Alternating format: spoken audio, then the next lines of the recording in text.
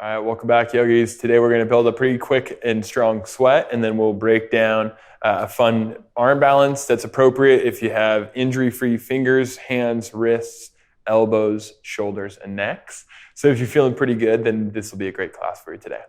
Let's get in child's pose, big toes touching, kneeling at the back of your mat. Knees together might be a little bit more intense if you're feeling tender or really tight. Knees separated could be a little bit more comfortable. Hips heavy, forehead towards the floor, and try to get the longest spine as you can. So hips reaching towards your heels, chest reaching towards the front of your mat, and forehead on the floor. And 3 times. Enjoy a long breath in through your nose.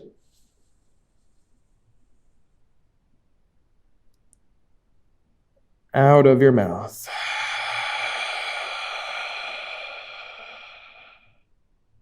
Again.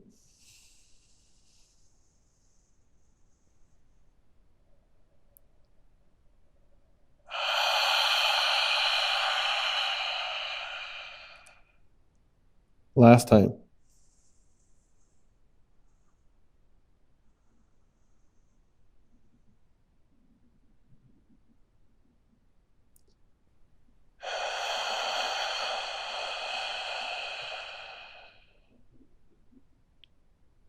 Okay, nostril breathing for the rest of our practice. Let's take about 5.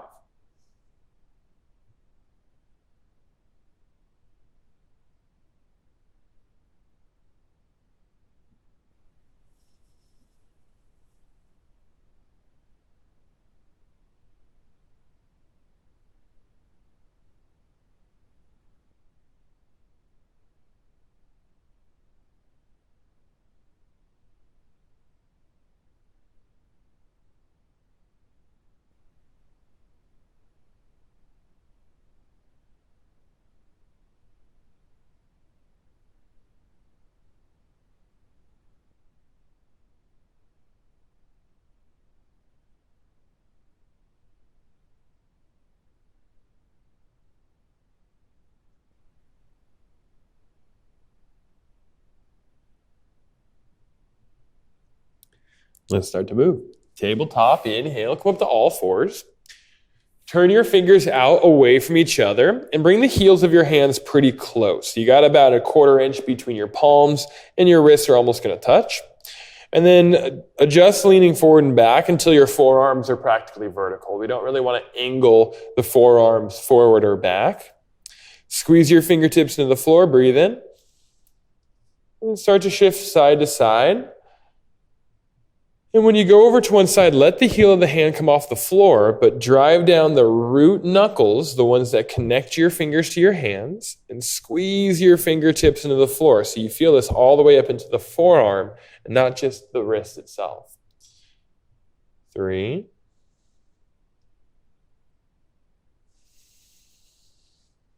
2.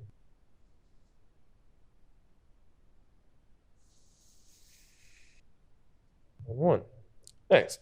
Turn your fingers back to face your body, thumbs on the outside, pinkies on the inside. Now we're shoulder width apart with the hands, and a slight bend in the elbows with lots of activity in your fingers. Inhale, cow pose, back bend. Exhale, cat, rounded spine. 4 more. Inhale, slight bend in the elbows. Exhale, imagine the hands are trying to pull apart. Again. Exhale.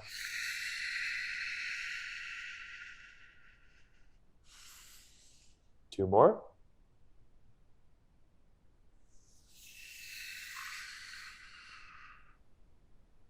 Last one.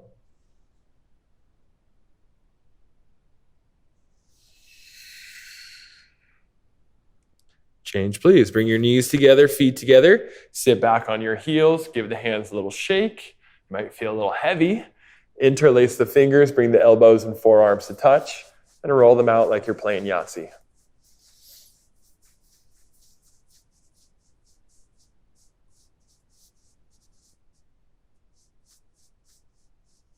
Make sure you're going both directions.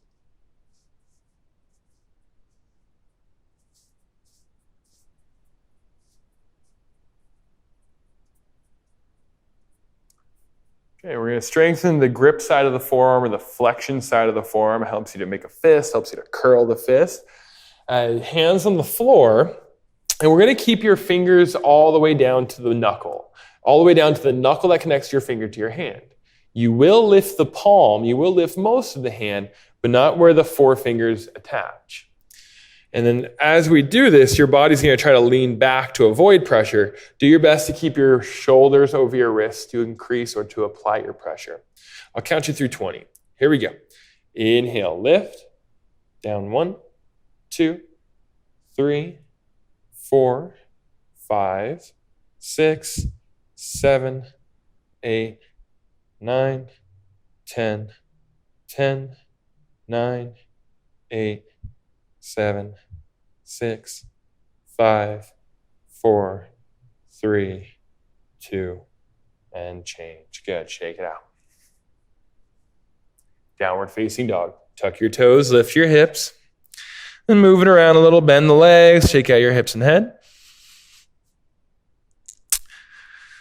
So make good choices for your body. We're going to start flowing through Sun Salutation A right off the bat with Chaturangas and Up Dogs. You can use supported planks and cobras or cats and cows if your shoulders or if your back need more time to warm up. Some days you just need more time. Inhale, lift your heels, bend your legs, look at your thumbs. Exhale, step your feet to your hands, choose your footing. Inhale, half lift. Exhale, fold. Inhale, rise. Exhale, fold. Half lift, inhale.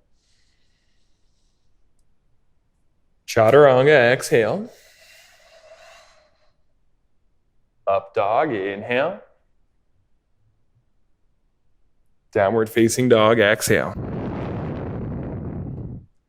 Inhale, lift your heels, bend your knees. Exhale, feet to hands. Inhale, halfway lift. Exhale, forward fold. Inhale, all the way up. Exhale, forward fold. Inhale, halfway lift. Exhale, chaturanga. Upward facing. Exhale, downward facing. Inhale, lift the heels, bend your knees. Exhale, step your feet forward. Inhale, half lift. Fold, exhale. Rise up, inhale. Forward fold, exhale. Halfway lift, inhale. Chaturanga, exhale. Up dog. Down dog. Inhale, lift the heels, bend your knees. Exhale, both feet forward. Half lift, inhale. Fold, exhale. Rise, inhale. Fold, exhale. Half lift, inhale. Chaturanga. Upward facing. Downward facing. Okay, right leg, inhale, reach it back more than up. Move slowly as we're still warming up. Lunge prep, exhale, right foot forward, shin vertical. Just look forward, breathe in. Exhale, somewhat straighten the front leg, stop when it resists. Inhale, lunge forward, chest forward. Exhale, slide it back, inner thigh to the back of your hip socket. Inhale, slide forward. Exhale, slide back. Inhale, slide forward. Step it back, chaturanga. Upward facing. Downward facing. Left leg, inhale, send it back. Lunge prep. Look forward, breathe in. Exhale, shift back, hug the groin muscles towards one another. Inhale, forward. Exhale, back.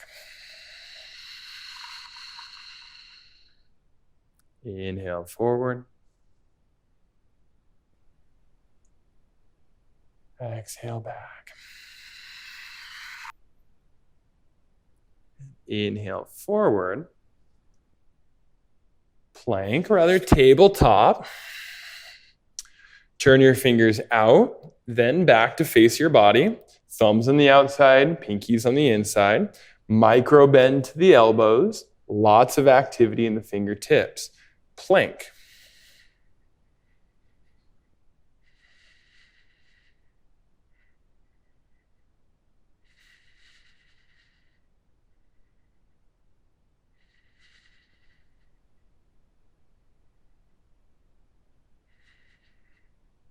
Strong thighs, strong glutes, inner thighs holding an invisible block, fingertips grabbing the floor. Your hands think they're pulling apart. 3,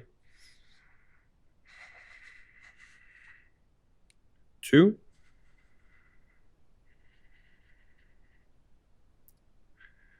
and change. Set the knees down, interlace fingers, roll out the wrists, Yahtzee approach.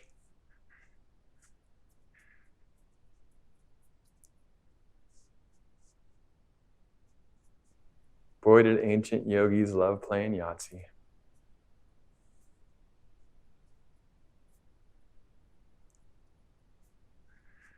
All right. Bring your legs out in front of you, hips behind you, or legs out in front of you, sit on your butt. Reverse tabletop. Hands on the floor behind your back, fingers can point forward or back.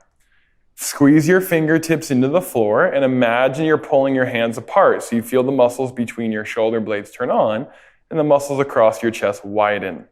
Feet hip width, inhale, press down your feet, lift up your hips, bring the shoulder blades close. So if you can keep your inner heels heavy and prevent your knees from opening apart, you can tighten more butt muscles to lift your hips. If your lower back starts to ache, you did too much. I'm looking forward, but you might choose to look up. I'm not a big fan of hanging the head back here, but if it feels really good to you, you're an adult, I'll let you make your own choice on it. I just don't highly recommend this shape.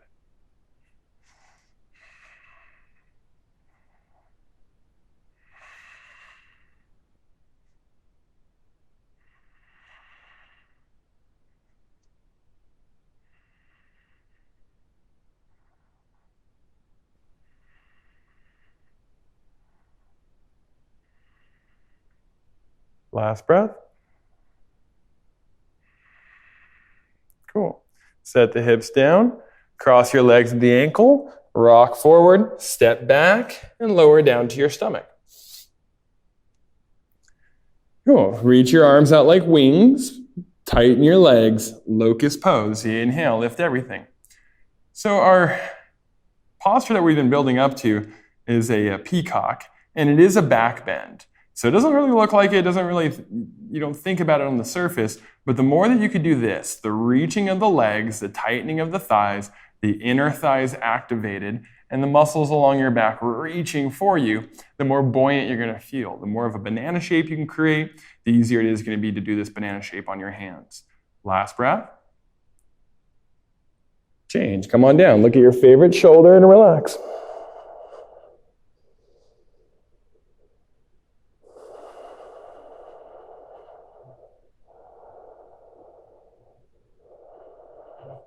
Second set, chin forward, spread your wings, and take flight.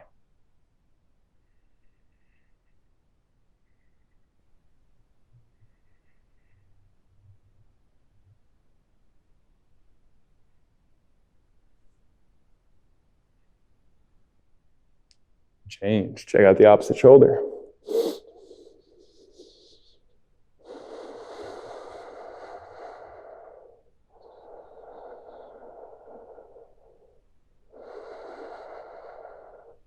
Child's pose, set it back.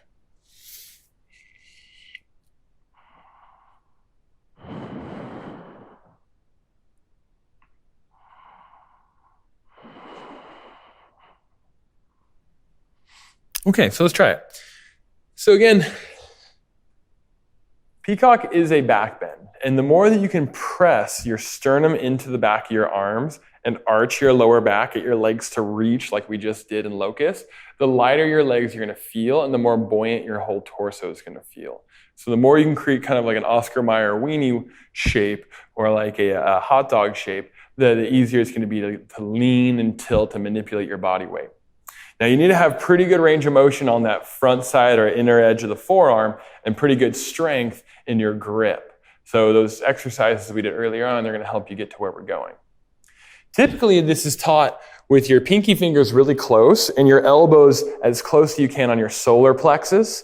But if you are pretty experienced with it, or if you feel more comfortable, you can pin your elbows into the outer slits of your rib cage. So I'll usually do that. The issue with having the elbows a little wider is you're more likely to let the elbows open and the shoulder heads to pivot forward, which isn't a great place to be.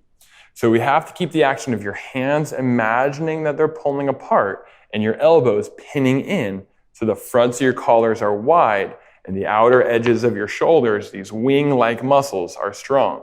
So whether you set the elbows close or into the side pockets of your ribs, hands think pull apart, elbows hug in, collarbones wide, lats strong. Those are going to be huge. All right, so here's the setup. I begin kneeling, knees separated.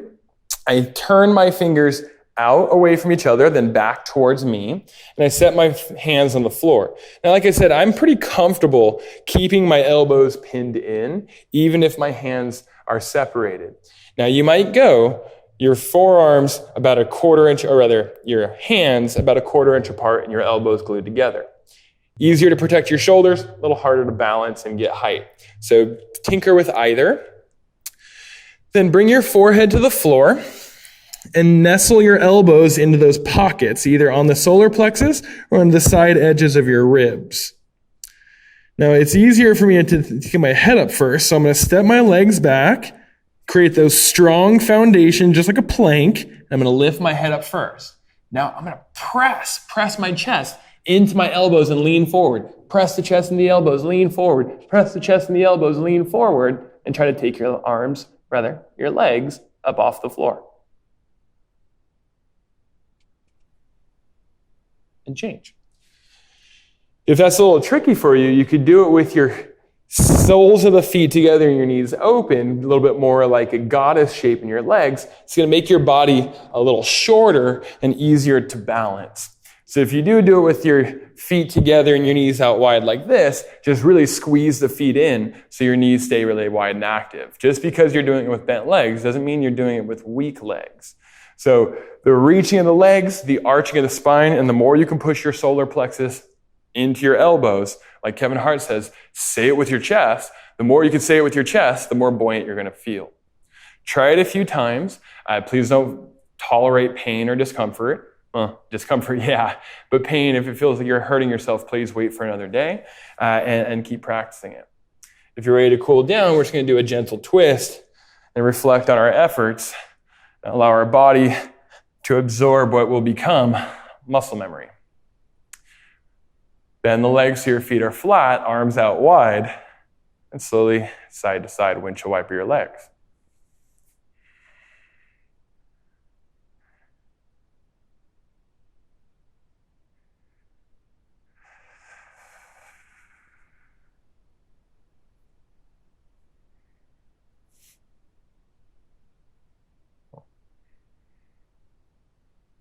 Happy baby, knees towards your armpits. Grab the outer edges of the feet, heels over knees, hips reaching for the floor.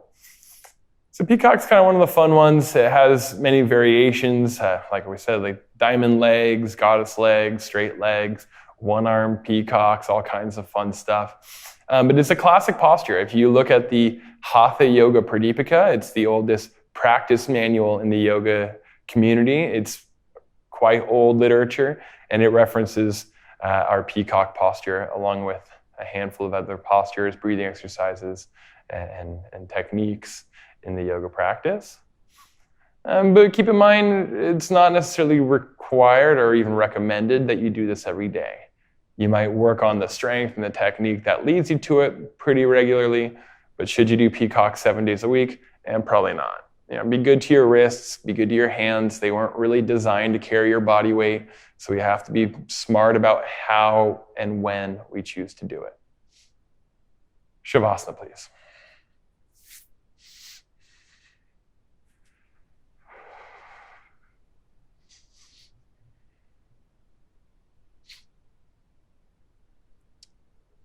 Just one breath, breathe in. Out of your mouth.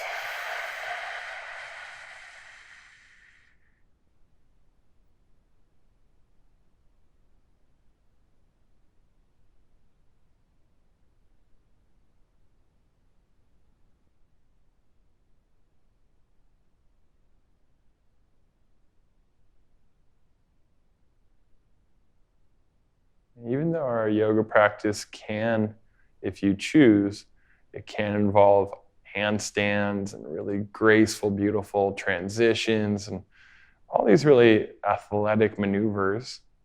It's easy to get distracted by these shiny things and forget that our yoga practice can be so much more than just acrobatics. And it's these moments of reflection and peace where we can really think or just observe how our choices are influencing our life. Maybe we can continue to connect and deepen this portion of the practice, the life-enriching portion of the practice, the portion of the practice that's more than just the handstands. So I encourage you to rest here. I encourage you to take this time, make it a big part of your yoga experience, and continue beautifying your life with these practices. That was a lot of fun for me. Thank you guys. Namaste.